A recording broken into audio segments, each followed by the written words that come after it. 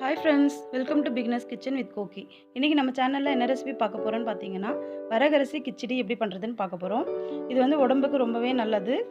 நம்ம சிறுதானிய வகைகள் வந்து அந்த மாதிரி நம்ம வாரத்துக்கு ஒரு வாட்டி கிச்சடி, பாயசம் இந்த மாதிரி செஞ்சு சாப்பிட்டா ரொம்பவே நல்லது.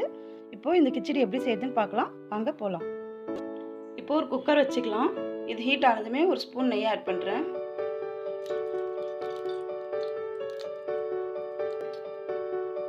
நெய் கரைஞ்சிருச்சு. இப்போது எண்ணெய் தேவையான அளவு எண்ணெய் ஊற்றிக்கலாம்.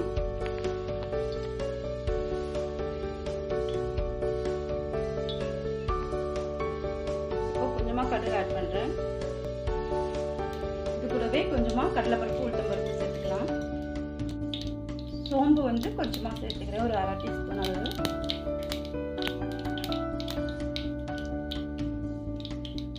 இது பொரிஞ்சதுமே வெங்காயம், பச்சை மிளகாய், கருவேப்பிலை ஆட் பண்ணிக்கலாம்.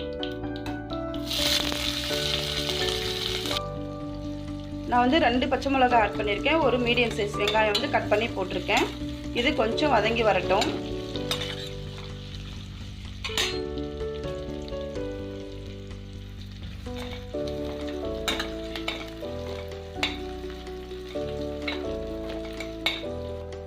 இப்போது வெங்காயம் வந்து ஓரளவுக்கு வதங்கிருச்சு. இந்த சமயத்தில் வந்து இஞ்சி பூண்டு பேஸ்ட் வந்து ஒரு 1/2 டீஸ்பூன் அளவுக்கு சேர்த்துக்கலாம்.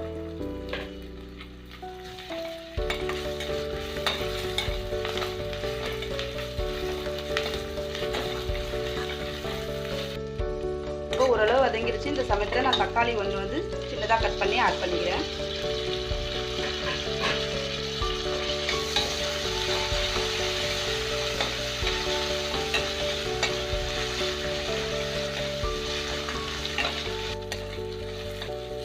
இப்போ இது கூடவே கொஞ்சமாக காய் ஆட் பண்ணிக்கலாம். கேரட் வந்து ஒன்று கட் பண்ணி வச்சுருக்கேன், அதுவும் போட்டுக்கிறேன். கொஞ்சமாக பீன்ஸ் ஆட் பண்ணுறேன். கொஞ்சமாக பட்டாணி ஆட் பண்ணுறேன்.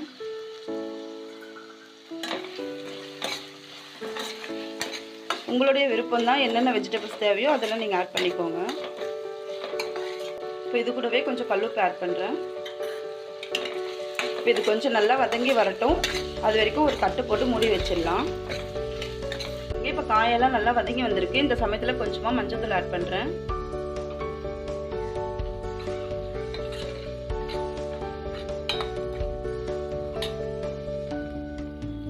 இது கூடவே கொஞ்சமாக கரம் மசாலா ஆட் பண்ணிக்கலாம். இது வந்து நல்லா வாசனையாக பிரியாணி டேஸ்ட் சூப்பராக இருக்கும்.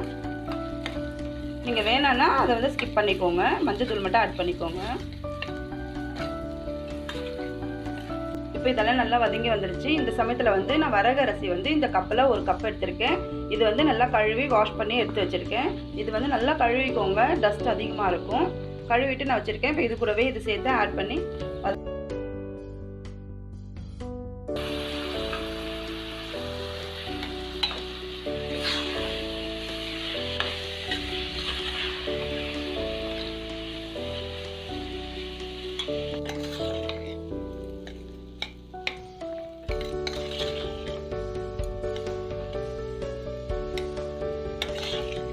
இப்போ 2 நிமிஷம் இது நல்லா வதக்கியாச்சு. இப்போ வந்து தண்ணி ஆட் பண்ணிக்கலாம்.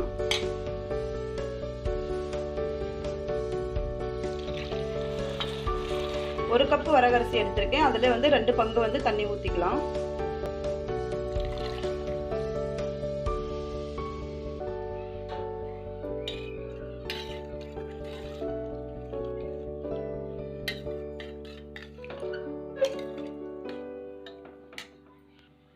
இப்போ இது கூடவே கொஞ்சம் கொத்தமல்லி தழை ஆட் பண்ணிவிட்டு நம்ம மூடி வச்சிடலாம்.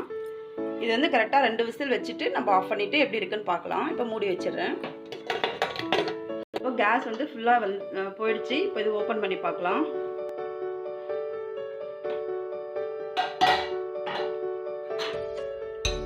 சூப்பராக வந்திருக்கு நம்ம கிச்சடி.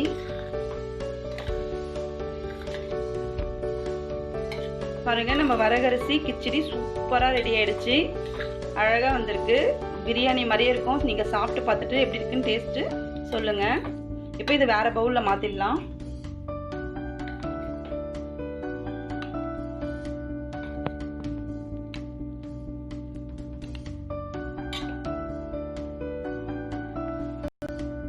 பாருங்கள், நம்ம வரகரிசி கிச்சடி வந்து சூப்பராக ரெடி ஆயிடுச்சு. டேஸ்ட் வைஸ் பார்த்தீங்கன்னா நீங்கள் நல்லா பிரியாணி மாதிரி இருக்கும். இது வந்து நீங்கள் செஞ்சு பார்த்துட்டு எனக்கு கமெண்ட் பண்ணுங்கள். லைக் பண்ணுங்கள், ஷேர் பண்ணுங்கள், மறக்காமல் என் சேனலுக்கு சப்ஸ்கிரைப் பண்ணுங்கள். இன்னொரு நாள் இன்னொரு டிஃப்ரெண்ட்டான ரெசிபியில் பார்க்கலாம். தேங்க்யூ.